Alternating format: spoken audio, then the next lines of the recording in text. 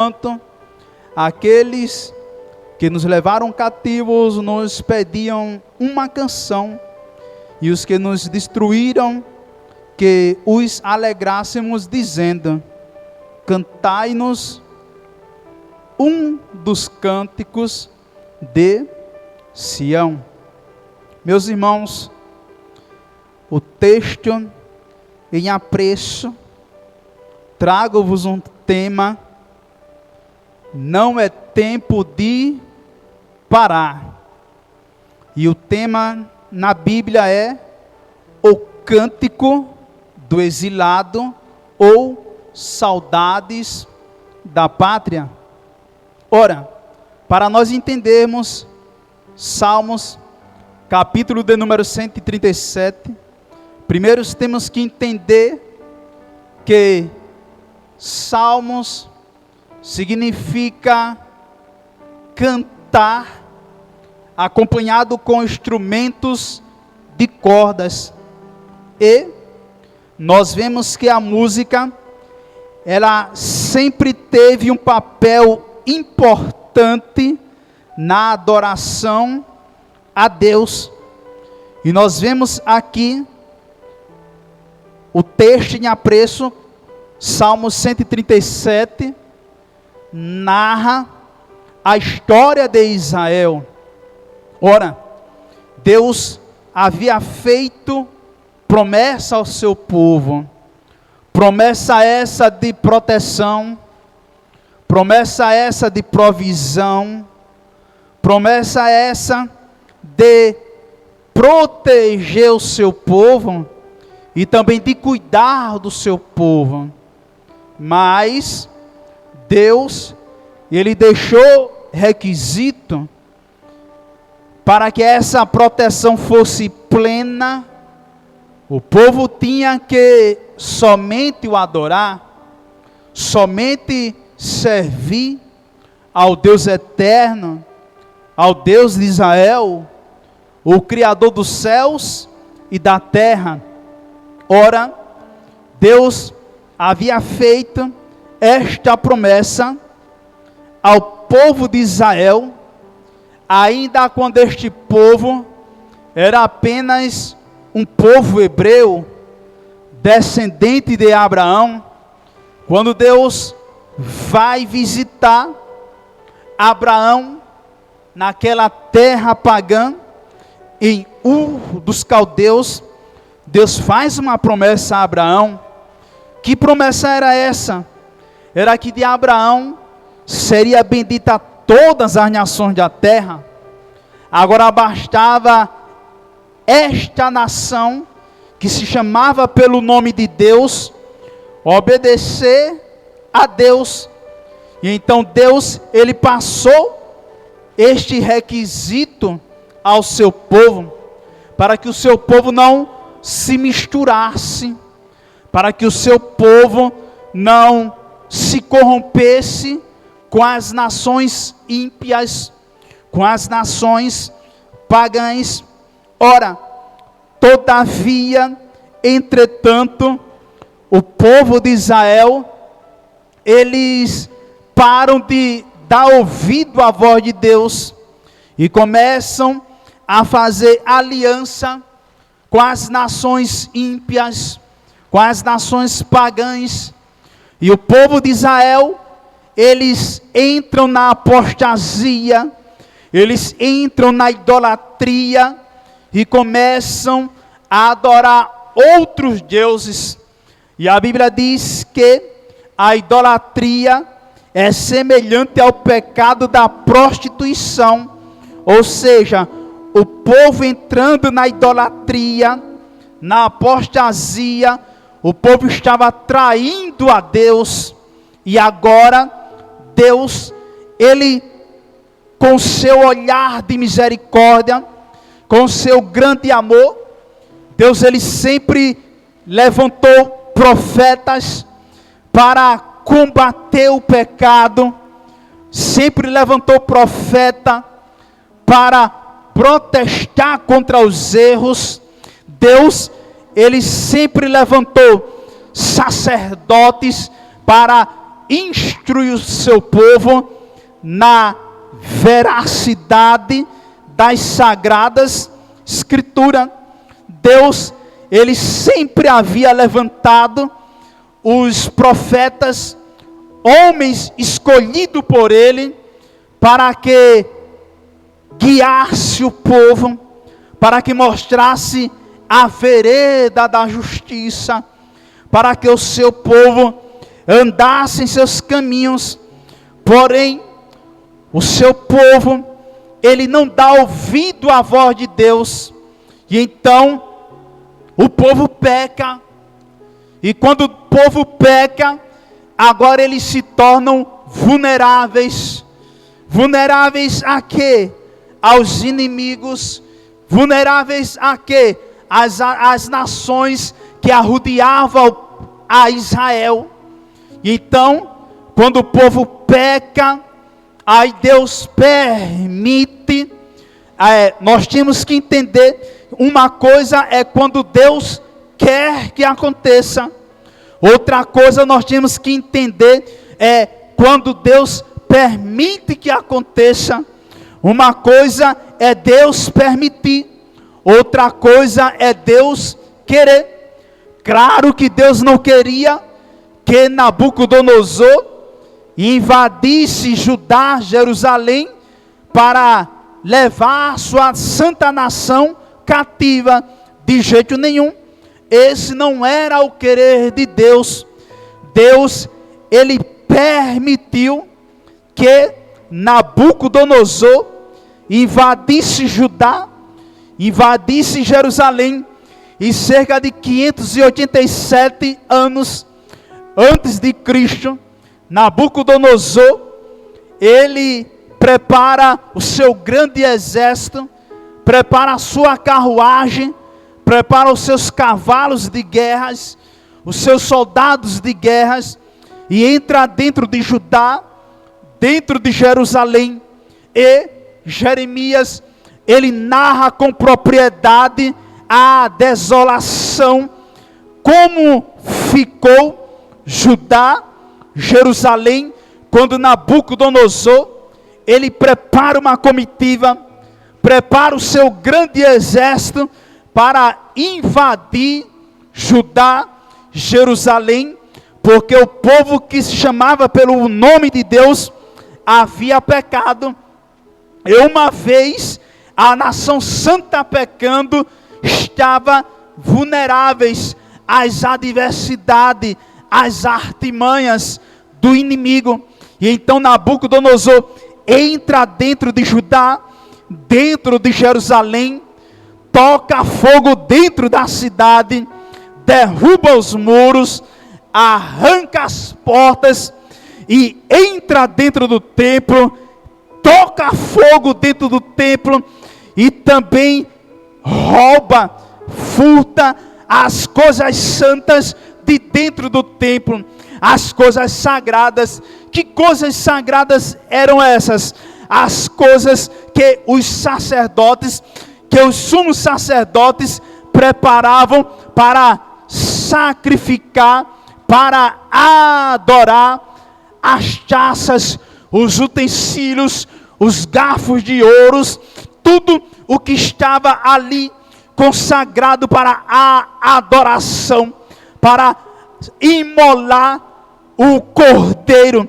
E então Nabucodonosor entra dentro de Judá, de Jerusalém, derruba os muros, põe os portões em terra, entra dentro do templo, toca fogo, furta e rouba todos os utensílios, e agora pega Judá, pega Jerusalém, pega os cidadãos israelitas, judeus, e levam eles exilados de Judá até a Babilônia, até a terra estranha.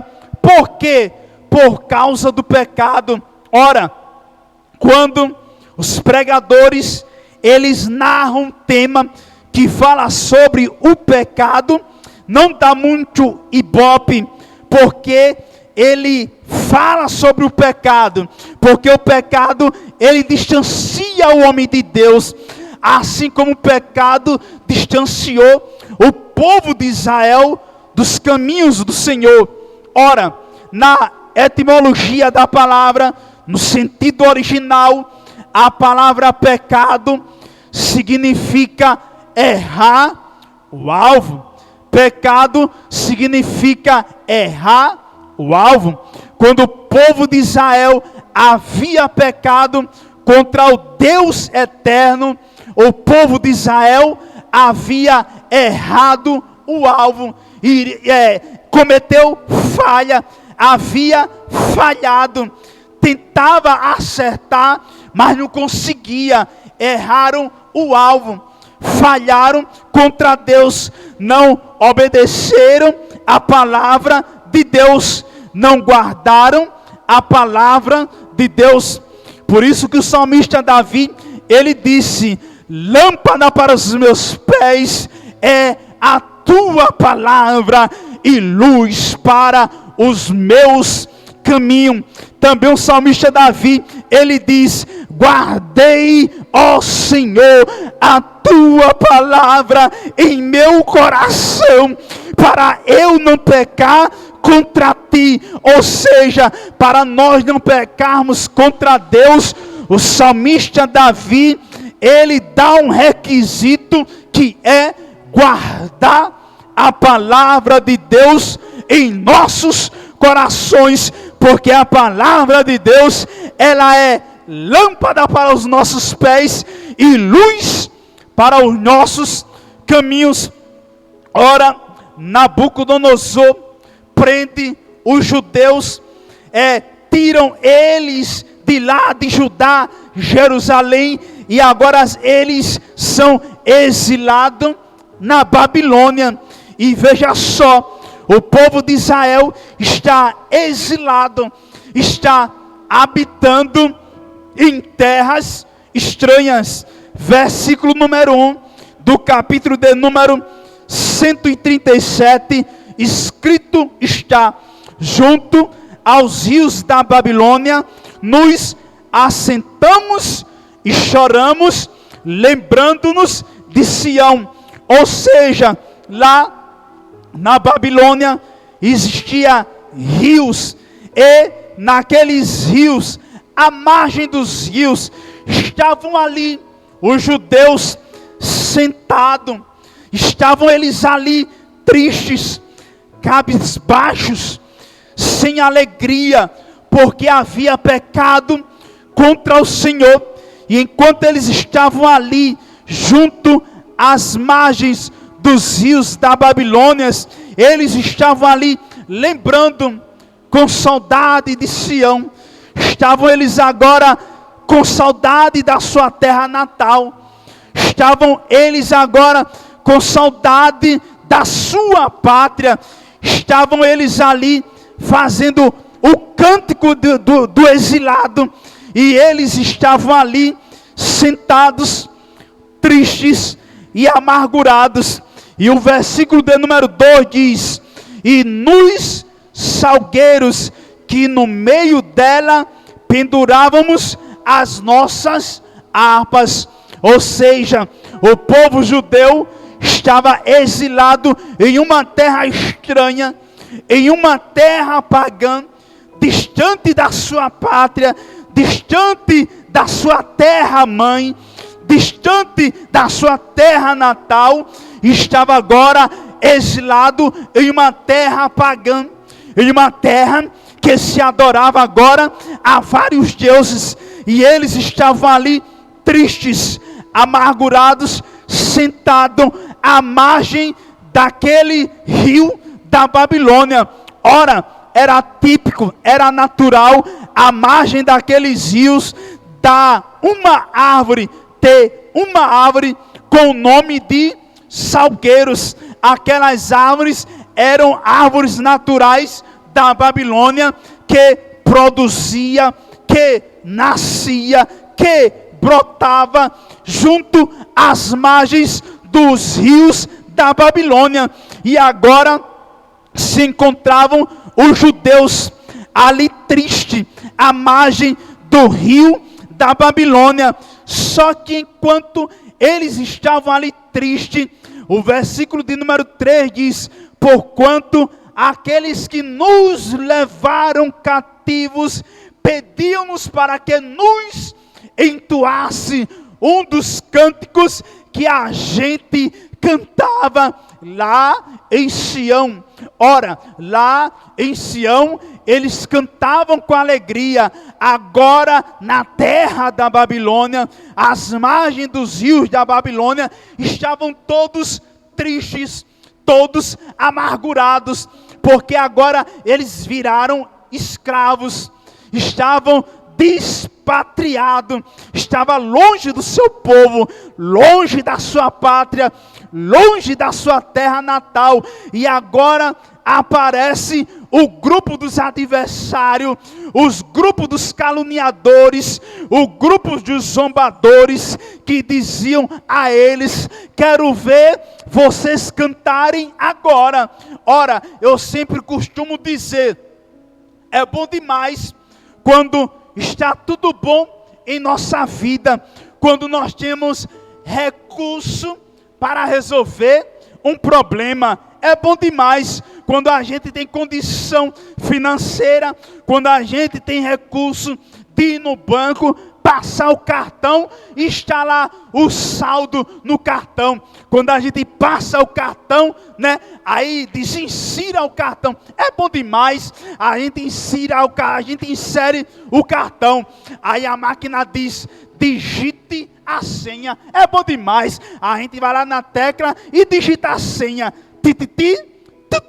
É bom demais. Aí aparece o saldo e a gente saca o que a gente quer. Quando a gente tem plano de saúde, quando está tudo bom demais em nossa vida, agora vem o grupo dos zombadores e diz ao povo judeu: quero ver vocês me adorarem ao Senhor agora, na hora da luta, na hora da provação. Quero ver vocês cantarem agora, judeus. Agora, na hora quando falta a alegria. Quero ver vocês cantarem agora. Quero ver vocês louvarem agora. Eu quero ver você pregar agora. Eu quero ver você ler a Bíblia na hora da aprovação. Eu quero ver vocês dobrarem o joelho e adorar o Senhor agora, na hora da tribulação. Vem o grupo dos zombadores e agora zombam de Israel. Entoa-nos um dos cânticos que vocês adoravam a Deus lá em Sião. Ora, é muito difícil adorar a Deus em meio à adversidade, em meio às dificuldades. É difícil, pregador Luciano? Claro que é difícil, porém não é impossível, porque no meio da tribulação, no meio da adversidade, nós angariamos experiência com Deus, e também Deus, Ele nos dá graça em meio à dificuldade, no tempo difícil. Ora, o diabo, ele quer tornar a tua esperança em desânimo. O inimigo, ele quer tornar o teu júbilo em lamento. Mas na manhã deste dia, o quadro vai virar da tua vida. O cativeiro vai virar. Deus, ele vai transformar o teu lamento em cântico. Deus, ele é especialista em trabalhar em situações difíceis, porque Ele é Deus, Ele está no controle da situação. Ora, o povo de Israel, eles haviam pecado. Eu disse que pecar é errar o alvo. Veja só, quando o povo de Israel, ele está lá pendurando a harpa no salgueiro, é como se ele estivesse dizendo: Senhor, eu jogo a toalha no chão, nós não aguentamos mais, e nós iremos desistir. Israel passa por aflição, mas o que significa na aplicação pessoal, pendurar a harpa nos salgueiros, no sentido original, pendurar a harpa nos salgueiros, a harpa era um instrumento de corda, que os judeus, quando iriam adorar o Senhor, eles dedilhavam na harpa, eles tocavam a harpa, eles tocavam naquele instrumento de corda e começavam a adorar o Senhor. Já agora, eles estão tristes, não tem mais ânimo, e agora eles vão pegar a harpa e pendurar no salgueiro. Por que eles vão pendurar a harpa nos salgueiros? Porque eles estão com a alma aflitas. Em primeiro lugar, eles vão pendurar uma harpa no salgueiro, porque eles pecaram. Em segundo lugar, eles vão pendurar a harpa nos salgueiros, porque estão com a alma aflita. Eles vão pendurar a harpa no salgueiro, porque estão com a alma amargurada. Se lembra de Ana? Quando ela desce das montanhas de Efraim e sobe até Siló para adorar o Senhor, no tabernáculo do templo, quando ela desce das montanhas de Efraim, e ela vai até Siló, ela vai triste para Siló, e quando ela está orando, ela diz: Senhor meu, eu não estou embriagada, a tua serva não está ébria, a tua serva não se deu ao vinho, a tua serva é amargurada de espírito. Ana era uma mulher amargurada de espírito. Agora tem um porém. Quando ela desce de Efraim para Siló, a Bíblia diz que ela desce triste. Por que ela desce triste para o templo? Porque ela é a mulher amargurada de espírito. Agora a Bíblia diz que ela vai triste para o templo. Agora quando ela volta, sai da casa do Senhor, aí a Bíblia diz: agora Ana, ela voltou alegre. Por quê? Porque isto aqui é esperança, é certeza no Deus de Israel. Ana, ela cria na sua vitória. Ana, ela era uma mulher amargurada de espírito. Ana, ela tinha a alma abatida. Quando nós penduramos a harpa no salgueiro, é porque nós estamos com a alma abatida. Jesus, ele passou por essa situação. Ele passou, pregador, passou sim. Porque Jesus, mesmo ele sendo 100% Deus, ele não deixou de ser 100% homem. E quando ele está orando, ele disse: a minha alma está profundamente angustiada. Mas tu és o Salvador do mundo. Sim, mas eu estou triste. Mas tu és o libertador de Israel. Sim, mas nesta noite, Jesus dizendo: eu estou triste.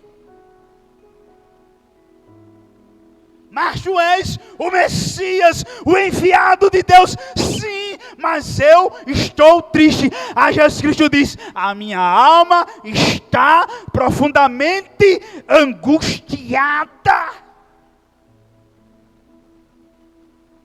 Jesus, ele passa por essa aflição, ele passa por essa amargura, ele tem também a alma abatida. Quando nós penduramos a harpa no salgueiro, nós estamos com a alma deprimida.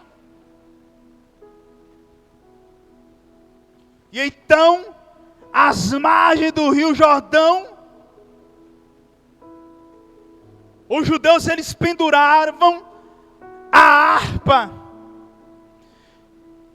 mas